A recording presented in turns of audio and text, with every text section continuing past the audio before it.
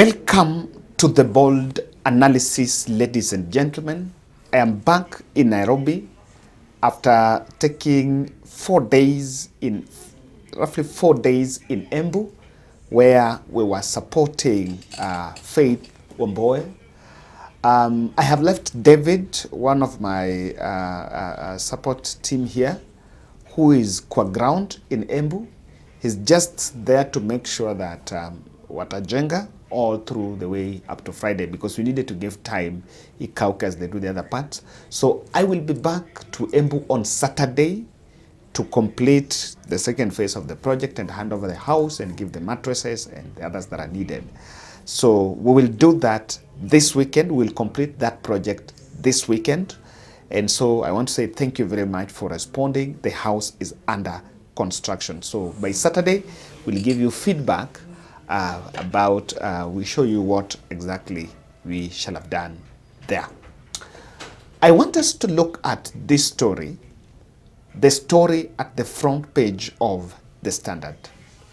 This is a very sad account of things. The person in uniform there is Chief Martin Karaoke Rienye of Ntumari location. That man has served as a chief for the last 12 years. But the events of Sabasaba protest that happened last week changed things completely in the life of that man. The firstborn daughter, Julia Karaoke Wangui, was killed, died under mysterious circumstances, just moments after spending time in police custody. And the puzzle of a 50,000 police bond that the family could not raise for the daughter is at the center of delayed medication for Julia. And now, a mother of two, Julia, is dead. The chief has gone silent, quiet, and is crying in silence because the state, which is supposed to protect him, and the wife, the family is asking him why he needs to have the badge to defend the government that did not defend the daughter from the jaws of death. It is a very sad state of affairs. And in this podcast, I'm going to give you blow-by-blow account, chronology of events, what happened, and the danger of cover-ups, especially on police brutality. It is so sad. So first, kindly subscribe to our channel, click the notification bell, and like our videos. And thank you very much for supporting this podcast. Subscription is absolutely free. And the advantage is when you subscribe to our channel, you'll be getting notifications whenever we publish our videos. I really want to thank you for the high rate of subscription. The number of people subscribing nowadays, the rate is high, and I think it's because of the much detailed analysis that we try to package just for you. I had received this story, and quite a number of us were reaching out to me about this story while I was in Embu. And I need to say this, that we are not getting it right. The family is demanding justice and is asking the chief that you need to break ranks and demand justice for your daughter. I want just to read what has been reported here by the Standard. Trapped between grief and duty, the chief has been reduced to a man in hiding, his voice drowned out by intimidation as tears flow in conditioned silence. He has reportedly been warned not to speak to the media, even as his family pleads with him to break ranks and demand justice. His mother, Susan Kirigo, has urged him to resign, questioning how a man can serve a government that presides over the brutal death of his child. The dilemma is not just personal. It is symbolic of the system rot, that has left public servants torn between protecting the state and protecting their own families. Those close to him say the once confident commanding man has withered into a shell of himself. He looks like he hasn't slept in days. He keeps to himself, walks with his head low, and avoids eye contact. You can feel his pain just by looking at him. He only emerges when absolutely necessary. The silence has become his prison, his grief buried beneath layers of fear, duty, and resolved guilt, while the system that failed his daughter continues to operate without consequence. Her dreams struck and haunted by the daughter. He couldn't save the government, and the government is expected to defend. If you are chief, what will you do? And the chief is going through a difficult spell. And it's a spell that someone would even say that he would overcome. But at this point, you'll want to ask, how? How? Now, at this point, I would want to show you the chronology of events, how it got to this point. The question the family asked is, what brought the brain clot? And the family saying they had bruises. You could see the video of the grandmother breaking down in tears, demanding answers from the police. Like Julie, or more than Julie. The cars from heaven, they come down. Hata mkubwa wangu anaitwa Ruto, akuje down hapa yeye na watoto wake. Apis, why do you mzaliwa na mama? Kwani mlitoka mbinguni? Mzaliwa. Unaua mtoto na vivo. Usiana mtoto mnaua na vivo. Hata uniangalia na macho kutoka kwa mama. The only person who came in the police station is bwana DCC na mapolisi wale wakubwa kwa na mawe makubwa wakaniambia I play cool so that we don't take this thing up. What about tomorrow? What about the children tomorrow? Julia amekuwa na wengine atafanya nini? Pole mama. Anyone take any opportunity to explain to you what exactly happened? No, I need explanation right now. Nataka niambiwe Julia aliuliwa na nani? And what did she do? I know, it's hard for me. Huyu ni mtoto wangu wa kwanza. Yeah, begu ya Karaoke ya kwanza ndio hii. Wameua. Na Karaoke ni chief hapa anamulia mtoto. Even what is he doing as a chief? He should quit from that stupid chief. Yeah, for that 1,000. Yes, atoke. Atoke. Jina ni Joyce Wangoi, mkaji wa Nanyuki. Tuko hapa Liki Village. Leo tulikuwa tunakuja kutafuta haki. Na vile mnaona hapa nyuma maaskari wamejaa, wanataka kublock tusifanye peaceful demonstration ya kumuna na wale familia walipoteza watoto wao.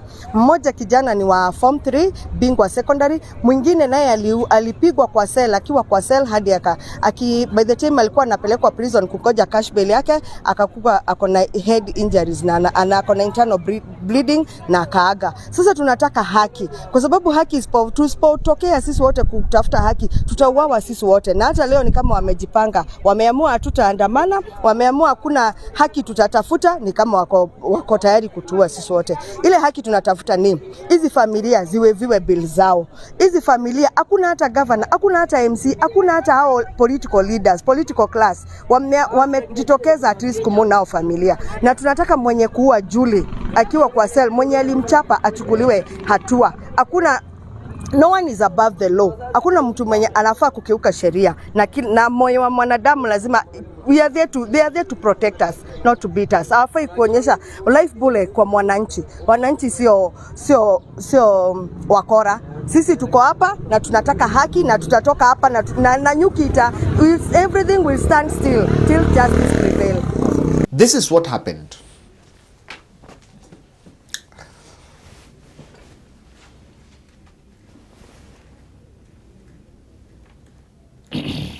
On July 7th, Julia was arrested after leaving her father's workplace. She spent the night in police custody. What we're told is that she went to the office, the police camp, to the chief's camp, to take some keys. And then she was arrested on her way home. Police claim she was protesting. And I don't know whether the protest was actually unlawful, as the police would want us to believe. She spent the night, the Monday night, in police custody. On July 8th, she's arraigned in court and denies the frivolous charges against her, and then granted a bond of 50,000, which she could not raise. That's another point. Even that chief could not raise the 50,000 bond. We've happened to understand, according to the story by the grandmother, that actually she only earns a salary of 30,000. The chief only earns a salary of 30,000. And it is possible then that he could not afford. Then Wednesday, her father, he's demanding 50,000 bond, which he will not get on Tuesday. So she's forced to remain in police custody on Tuesday. Then she's remanded, and later that night, she was taken to Nanyuki Referral and Teaching Hospital. Akiwa hapo usiku, akapelekwa Nanyuki Teaching and Referral Hospital at night. Then on Wednesday, which is now the next day, her father is informed that she's in the hospital. And the father tasked the mother to go and check on Julia. That is Wednesday.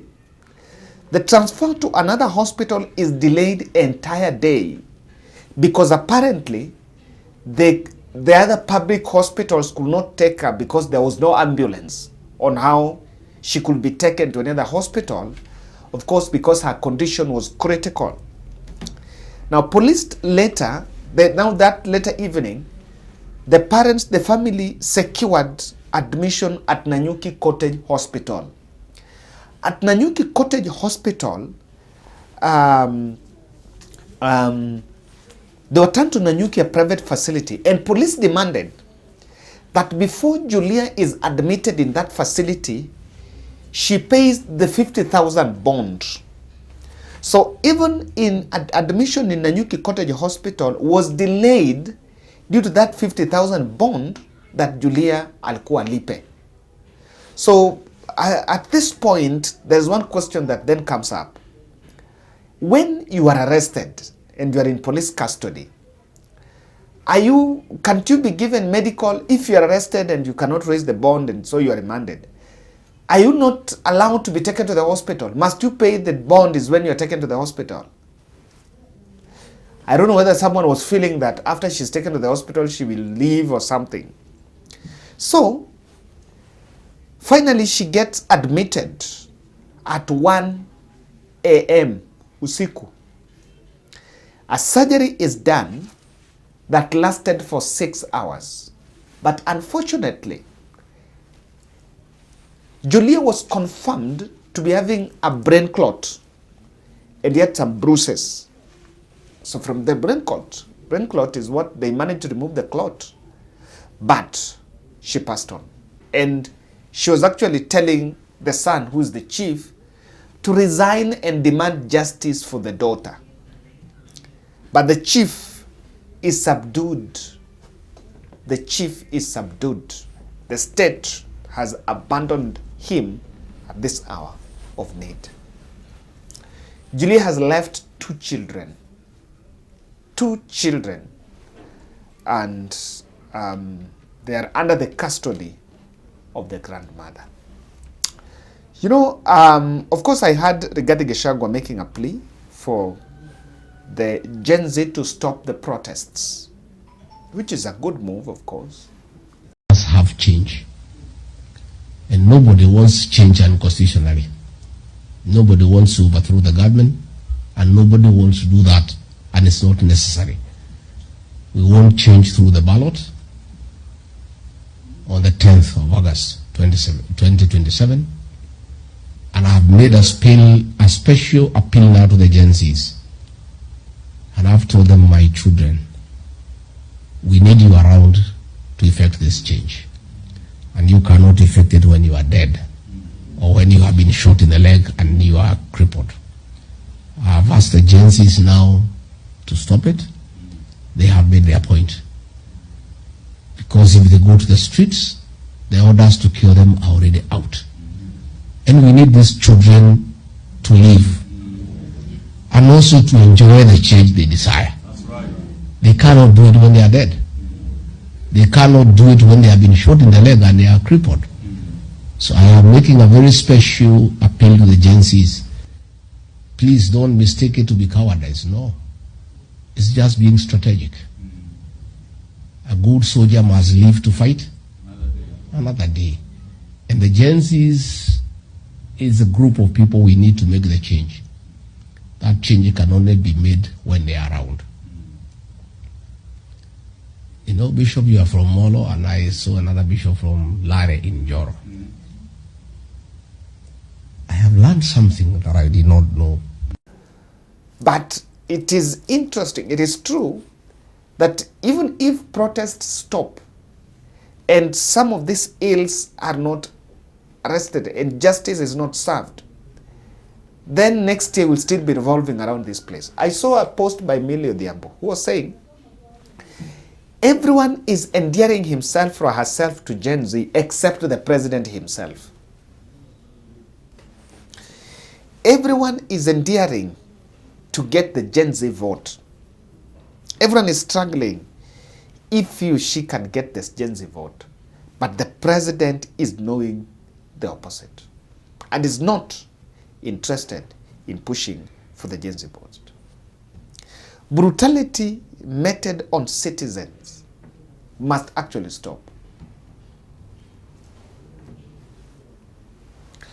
And the country move forward as the country reflects on the events of July, the level of brutality from J25 to July Sabasaba. The 2 weeks of horror, of terror on the population. We saw today even Lagat has resumed work. Normal. And the whole country really believed that his hand was not clean on the death of Ojwang. But he's back in office.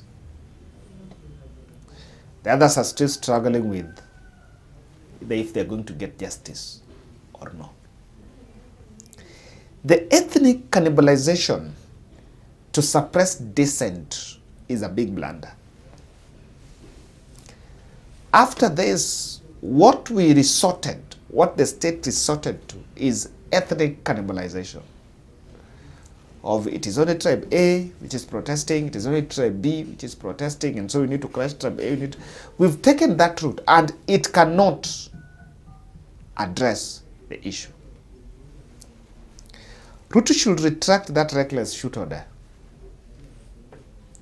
because it's actually legitimizing it is actually legitimizing the breach of human rights. And some people might take advantage of that order to hurt the masses. Justice must be a key priority. And in this country, we should make sure we put people accountable to their actions, irrespective of the ranks or the positions that they hold. The only way to achieve rule of law is to make sure that irrespective of your rank, irrespective of who you know, irrespective of where you were born or you are related to who and who, everyone should be held accountable for his actions. Thank you.